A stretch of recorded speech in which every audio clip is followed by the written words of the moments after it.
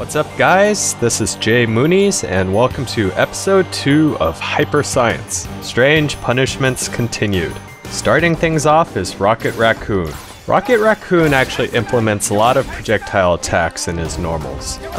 His standing and crouching H both create small beams similar to Sentinels, which are punishable using the Seven Rings of Raggadorr. Additionally, his jumping special causes him to drop a grenade, which in my book is not really worth trying to punish, but if you do, you'll probably have to lead in and anticipate it. The Wild Ripper, as expected, cannot be cancelled using this hyper, but I thought I'd test it just in case since the animation seems rather flashy. As you've probably seen from Maximilian's video by now, the Spitfire Blaster is a slow-moving projectile, can obviously be countered using the Seven Rings.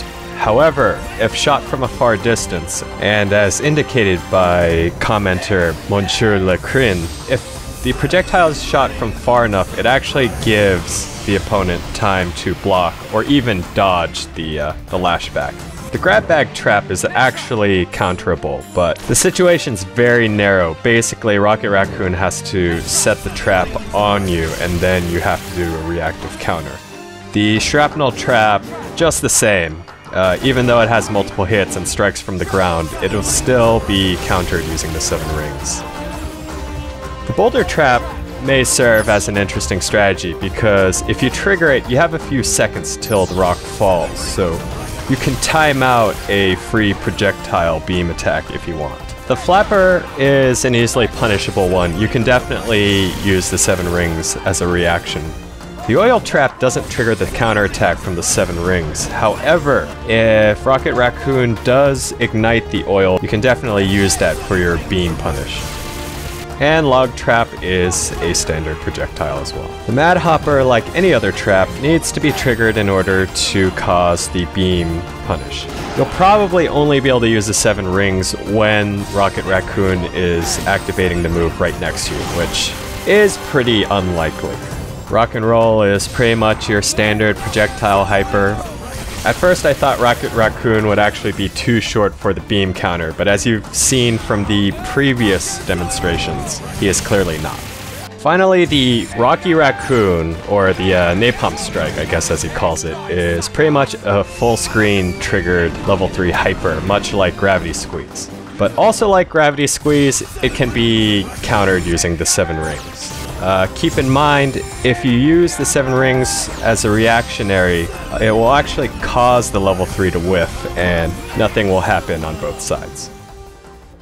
Next up, we've got Strider. As you can guess, his Mechanical Tiger is counterable. Of course, depending on the distance, Strider could block the counter. His long-range Slash, the one that covers the entire screen, can't actually be countered. It is a complete physical attack.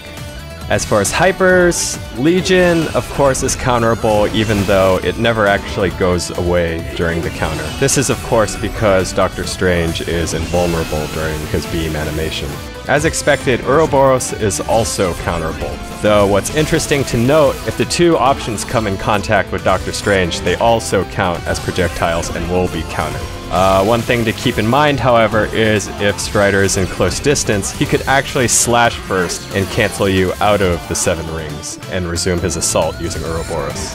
Next we've got Phoenix. TK Shot, pretty straightforward, obviously counterable. TK Trap, also counterable as expected. I thought TK Overdrive was worth testing just because in online play I've actually seen it power through projectile shots. Unfortunately, it still counts as a physical against the Seven Rings. And as expected, Phoenix Inferno is also counterable using the Seven Rings. So for the sake of thoroughness, I've also decided to test the Seven Rings on Dark Phoenix Rises, her level 5. To my shock, the explosion is actually a physical attack, so you won't be able to punish that off the bat. But interestingly enough, if you do the Seven Rings as a reactionary to the activation, it'll cause that hit to whiff and you won't get knocked back. It's of questionable use because it'll definitely make you vulnerable after the transformation, As Dark Phoenix, all of our basic attacks shoot out little fireballs. These are definitely counterable using the 7 rings.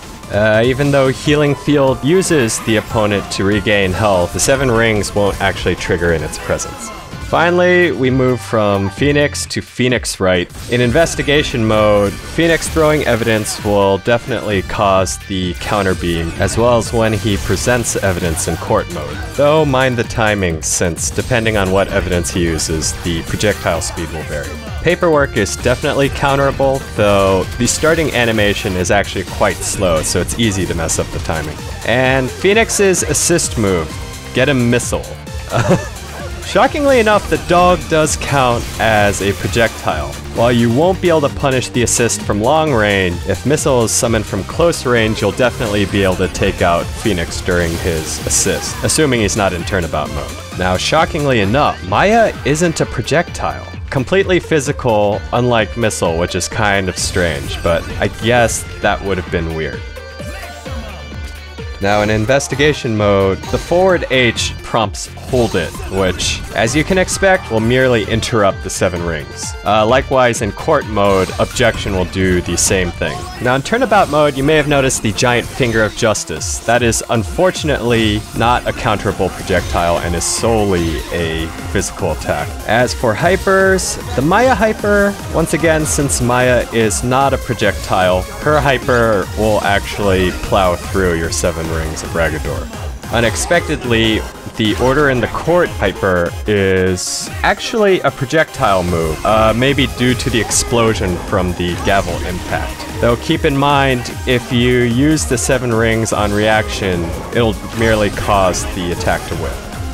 So you've seen Gravity Squeeze, and you've seen Rocket Raccoon's level 3 hyper get countered as a projectile from long range. Interestingly enough, PHOENIX WRIGHT's full screen level 3 hyper is not a projectile attack. I'm guessing it's physical, although I would have to test this using Wesker or possibly Taskmaster. But that is an issue for another time.